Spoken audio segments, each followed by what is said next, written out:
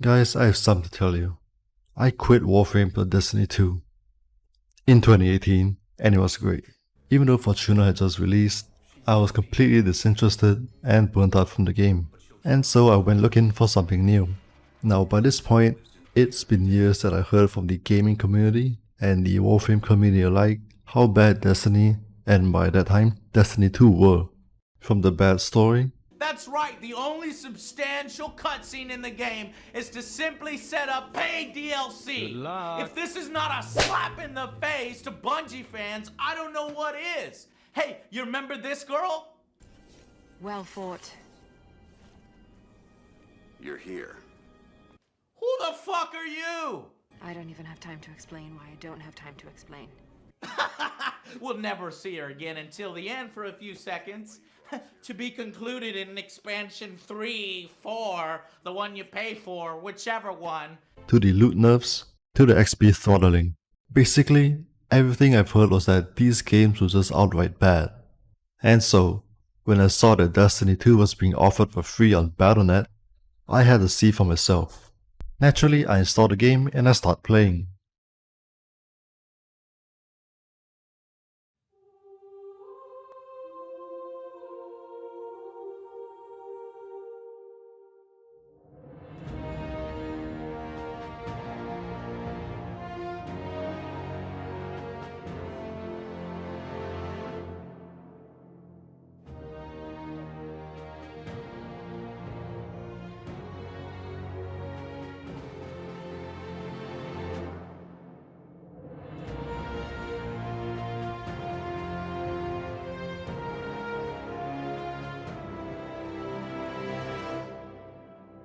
And when I got into the game, I was captivated from the start. The Red War had started. Everyone with me, now!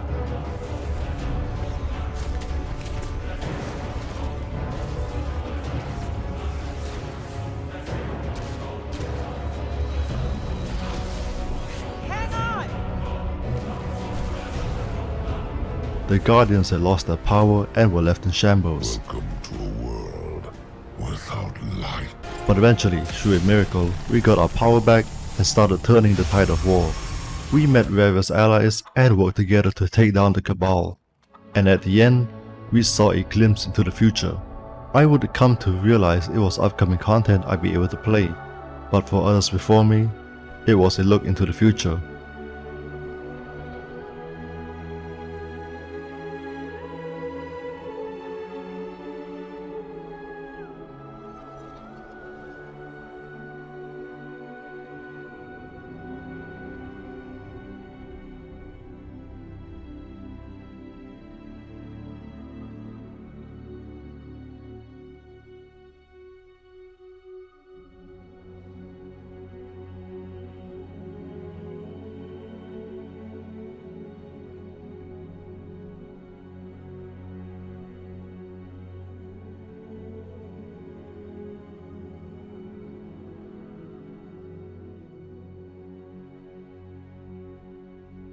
But there was something that puzzled us all.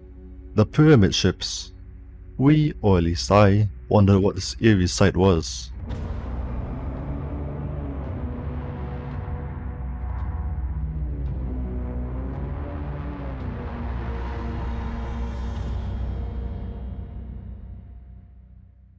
At the end of the vanilla campaign, I couldn't help but feel this was just a tease for the game. I wanted to play more, and so I bought Forsaken, and with it came Curse of Osiris and Warmind. I played through Curse of Osiris and Warmind, and even though they had their interesting parts, I just felt like it was more filler. But Forsaken was different.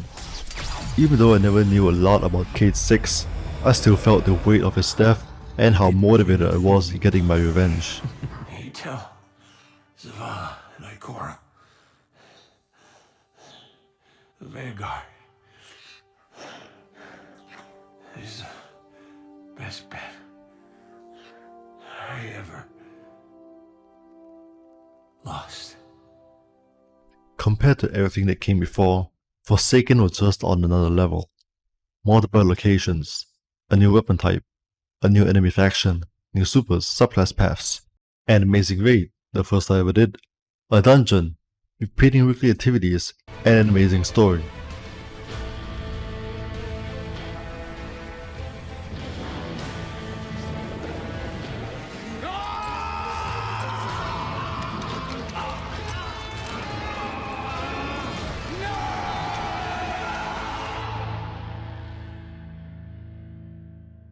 I thought this game would finally be seen in a better light. Then came the annual pass, Black Armory, Joker's Wild, that would be Season of the Drifter, and Penumbra, which would be Opulence. Black Armory, while it had a rocky start and in my opinion a repetitive activity, had from what I hear a good raid, but what I know for sure is I love the weapons. Izanagi's Burden, Jotun, Le Monarch, The Last Word, Blast Furnace, Breakneck, Hammerhead, Kindled Orchid, Tatara Gaze, and much more. I was in college at this time and I did skip class to grind more weapons. And of course there was Niobe Labs. Next came the Season of the Drifter that I admittedly didn't play a lot of, but I remember getting knocked off the side in Reckoning a lot. And then we had a great season with Opulence, the Menagerie, the Raid, the bug to keep you rolling for what you wanted, the Tribute Hall. It was all good. I continued to play Destiny up until Season of the Dawn. Even though I liked the game, I couldn't justify paying anymore as I was just a student at the time. And I'm kinda glad I quit at this season. So this is what the content's gonna be the rest of the night. Is me driving down to the fucking moon bunker and starting the mission and going, oh shit, spawning Eris again! Can't wait to drive back down! Now we did get good weapons this season though, like the Breachlight, the Modest Retribution, the Steelfeather Repeater, and of course Saint 14's Triumphant Return.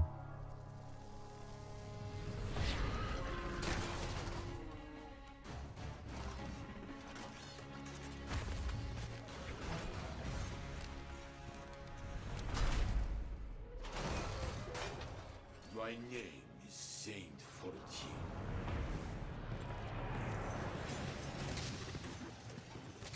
They call me the greatest titan who ever lived.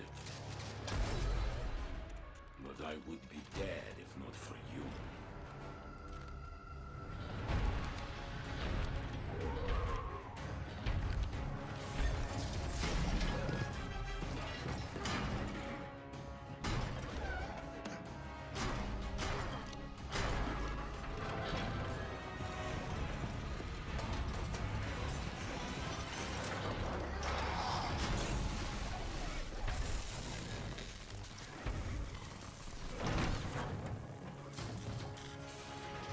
Since the day I met you, I swore I would make it my duty to follow your example.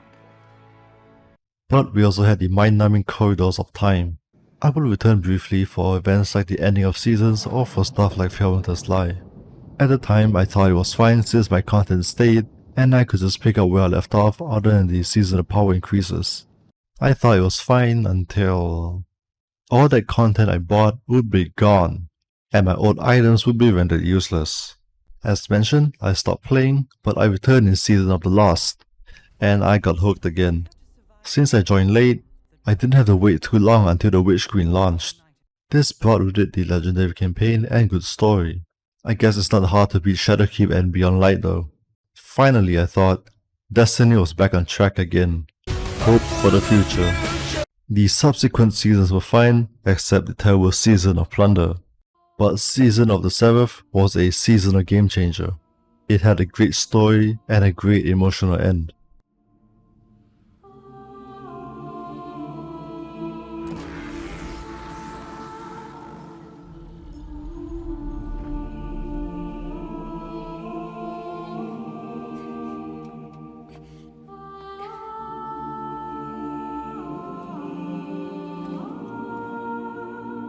Unbeknownst to us at the time, the next expansion would change the game, the community, and the company as we know it. And then we got The veil.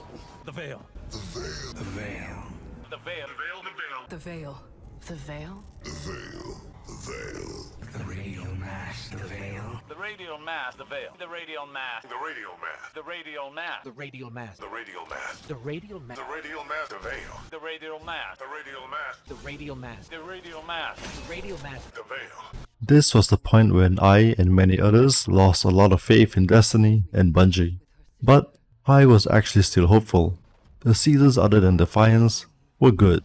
And then The layoffs include community, support teams, QA, art, music, HR, recruitment, legal, writers. I think the only thing that I haven't seen a report of is like engineers or like network engineers and leadership. But that could still be happening. I could have just maybe not seen it on Twitter. I don't really know. So yeah, basically every part of Bungie is getting hit in some degree. at this point I was done. It was a burnout, it was apathy for me now, and distaste for Bungie's management. But even after everything, I wanted to purchase the final shape. But after all the layoffs and news that came out after, resulted in a massive decay in morale within the company, according to IGN sources, one of whom told us that the mood within the studio has been soul-crushing over the past month, and it doesn't sound like management is making any significant efforts towards improving the atmosphere either. Holly Barbakovi outright stating that layoffs were a lever that the company would pull again. I was done. I didn't become legend. I feel like I just became a sucker. In my heart of hearts, I wanted Destiny to succeed. I wanted there to be competition for other games like Warframe. But I guess that would never happen. Now don't get me wrong, I still enjoy playing Destiny. The gunplay is something that isn't replicated in any other game. The art style and music have always been good, but I'm tired of thinking it can get better year after year. The same one step forward, two steps back approach. As I grow older, I don't enjoy seeing people lose their jobs, and I don't want games to fail. But with our publishers and stakeholders want more profit each year, I don't see anything changing anytime soon. And so I hope Destiny can get back to what it once was, but it's probably wishful thinking at this point. Thank you for watching.